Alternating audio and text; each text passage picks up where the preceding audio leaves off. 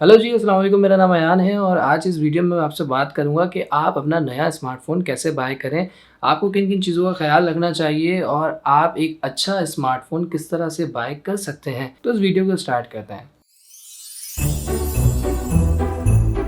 देखिए, ये वीडियो सबके लिए नहीं है, मैं आपको पहले ही बता दूँ कि 3 तरह के लोग होते हैं जो मोबाइल फ़ोन परचेज़ करते हैं। एक तो वो आ जाते हैं जो प्रोफ़ेशनल यूज़ के लिए मोबाइल फ़ोन यूज़ करना चाहते हैं। आपको पता है कि आजकल जहाँ पे कंटेंट क्रिएशन बहुत ज़्यादा लोग करते हैं, जहाँ पे प्रो गेमर्स हैं जो गेमिंग के लिए फ़ोन लेते हैं और इस तरह के जो हैं जिनको रिटर्न मिलना है अपने मोबाइल फ़ोन से, उनको तो हम साइड पे कर देते हैं क्योंकि उनका यूज़ करना बनता है, उनको मोबाइल फ़ोन चाहिए अपने बिज़नेस को इम्प्रूव करने के लिए, तो वो ले सकते हैं। उनको हम साइड पे कर देते हैं। दूसरी कैटेगरी में हमारे पास आते हैं शशके वाले, जिनको फ़ोन सिर्फ़ एक शशकों के लिए चाहिए और बस शौकिया चाहिए।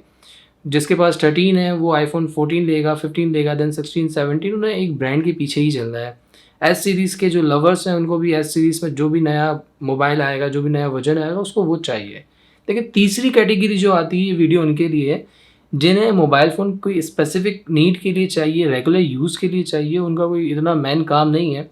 लाइक उनको कॉलिंग करनी है, सोशल ऐप्स यूज़ करने हैं और कुछ पिक्चर्स बनानी है, तो ये उनके लिए वीडियो है। मैं पहले ही आपको एक चीज़ क्लियर कर दूँ, देखिए आपको हर चीज़ एक फ़ोन में नहीं मिल सकती है।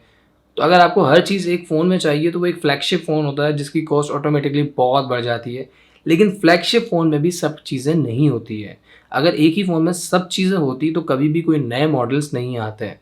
सिर्फ़ डिज़ाइन्स चेंज होते रहते हैं और कुछ भी अपग्रेड नहीं होता। आहिस्ता-आहिस्ता टेक्नोलॉजी चेंज होती रहती है और नए-नए फ़ोन्स आते रहते हैं। आप आईफ़ोन की बात कर लें तो आप आईफ़ोन के लॉन्च इवेंट पे एक चीज़ हमेशा सुनेंगे, The best iPhones we've ever made. वो अपनी जगह सही है, लेकिन क्या आपको हर साल का बेस्ट आईफ़ोन चाहिए? क्या ज़रूरी है वो आपके लिए?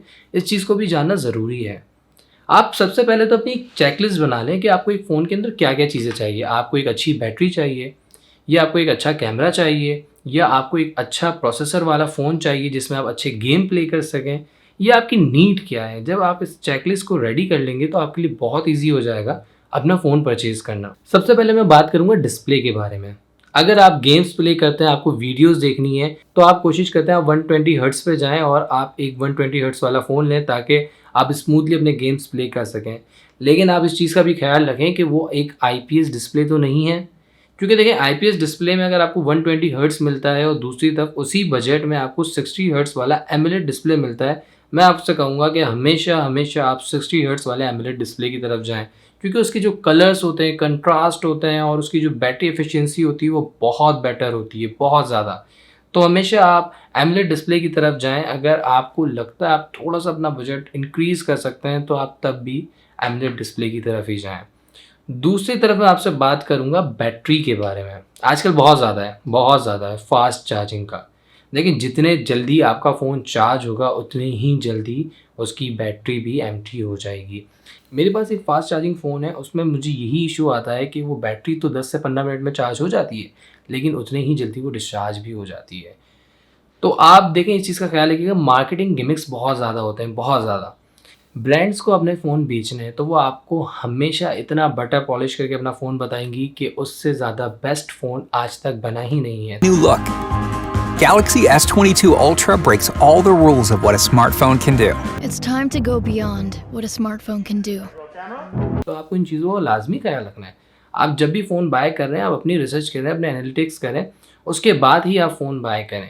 क्योंकि आप बिना रिसर्च के फ़ोन बाय करेंगे सिर्फ़ मार्केटिंग की वजह से, तो आप अपने पैसे ज़िया करने जा रहे हैं। तो इस चीज़ का बिल्कुल ख़्याल रखें। मैं आपको रिकमेंड करूँगा आप 30 वॉट चार्जिंग की तरफ जाएँ, आप 4500 एमएच बैटरी की तरफ जाएँ, इससे ज़्यादा जाना बेकार है।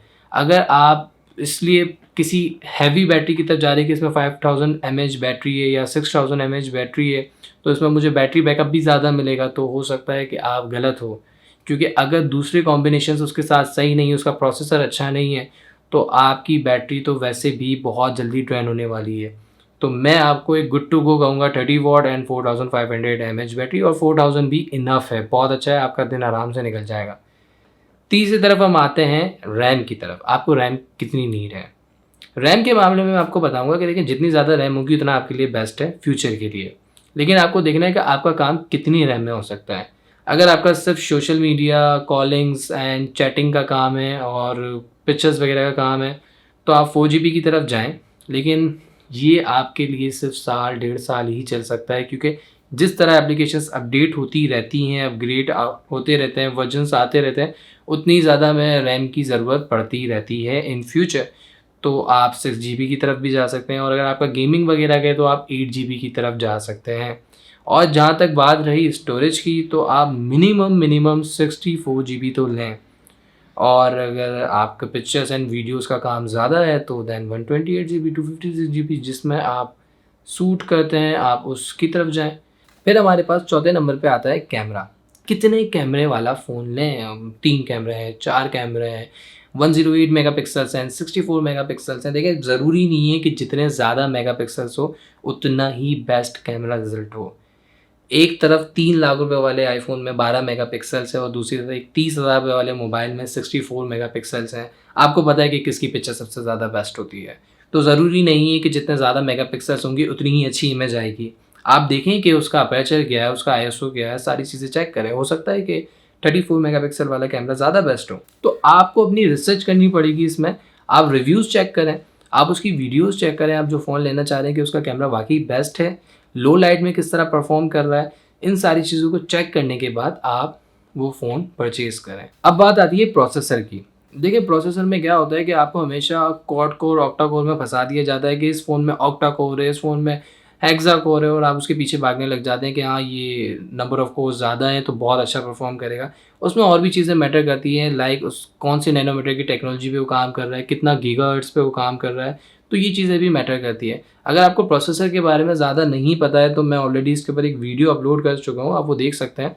देखिए, प्रोसेसर में मैं आपको रिकमेंड करूँगा कि आप प्रोसेसर में अपनी रिसर्च करें और आप प्रोसेसर को समझें कि होता क्या है प्रोसेसर। और अगर आपका एवरेज यूज़ है तो आप 12 नैनोमीटर, 14 नैनोमीटर में भी आपका काम हो सकता है, लेकिन आपकी गेमिंग वगैरह ज़्यादा है तो मैं आपको रिकमेंड करूँगा कि आप 6 नैनोमीटर की तरफ जाएँ या 10 नैनोमीटर की तरफ जाएँ, और इससे कम अगर आप जा सकते हैं तो उतने कम की तरफ जाएँ।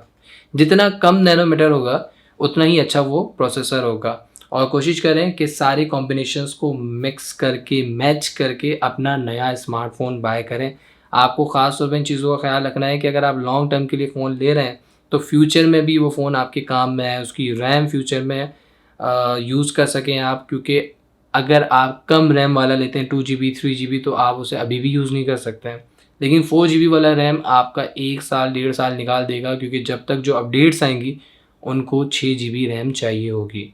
तो मुझे उम्मीद है आपको समझ में आ गया होगा कि आप नया फ़ोन किस तरीके से बाय कर सकते हैं, किन किन चीज़ों का आपको ख्याल रखना है, और एक नया फ़ोन परचेज़ करने से पहले आपको किन किन चीज़ों को चेकलिस्ट करना है। तो नेक्स्ट फ़ोन लेने से पहले आप इन सारी चीज़ों का ख्याल रखिएगा। हम मिलते हैं किसी नई वीडियो में, अभी के लिए इतना ही।